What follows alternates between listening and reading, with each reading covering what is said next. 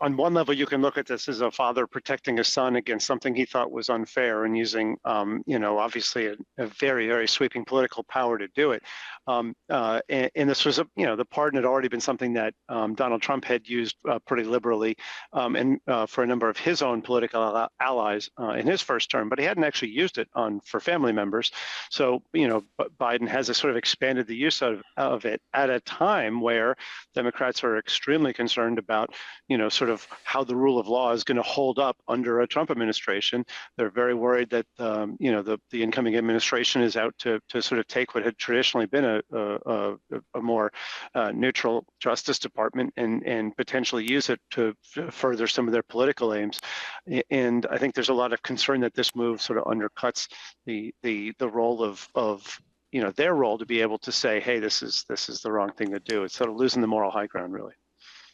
Yeah, doesn't it just imply that the DOJ is politicized? The Republicans make the case that basically this is something that they've argued for quite some time.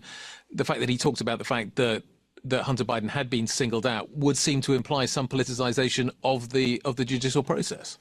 Well, yeah, although obviously this was the Justice Department that investigated him under Biden's presidency, and so Biden did allow that to happen. He did allow that to move, and so I think his argument all along has been, hey, I really did try to let this play out, but he'd also said he wasn't going to pardon his son, and I think that staring in the face of the Trump administration and being worried about how Trump was going to change some of those things was a whole different thing for Biden. But it does obviously make it a lot more difficult for Democrats going forward to complain when certain things happen that they think are out of line from Trump. There's a pretty sharp comeback for Trump to come and call this an abuse and miscarriage of justice.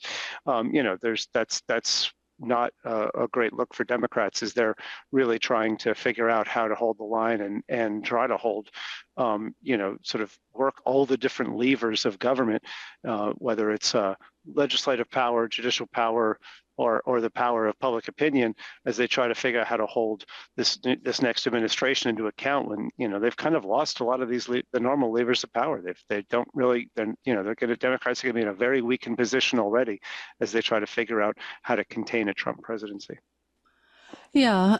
Do we think that this adds to the power of the presidential pardon? Do you think that it will end up being expanded under Trump? I mean, it was used quite liberally in his first term. Does it get used even further? It's unusual, sitting in Europe, that kind of idea that you can pardon people. It's a rare power across Europe to have. It's a very rare power, and it's very expansive, and there's no real limits on it. And obviously, one of the many conversations in the first term had been whether or not Trump was going to pardon himself before he left office, and he didn't. He didn't pardon his own family members. And, in the end, but then again, he's also felt like the Justice Department has come after him in a number of different ways. So he feels the Justice Department was weaponized by the Biden administration. But there were a number of different criminal probes that took place. Obviously, the Biden administration says this had nothing to do with politics. It had everything to do with breaking the law, whether it had to do with allegations of retaining classified documents or election meddling, January 6th kind of investigations. So he comes in already with this notion that Democrats have done it to him.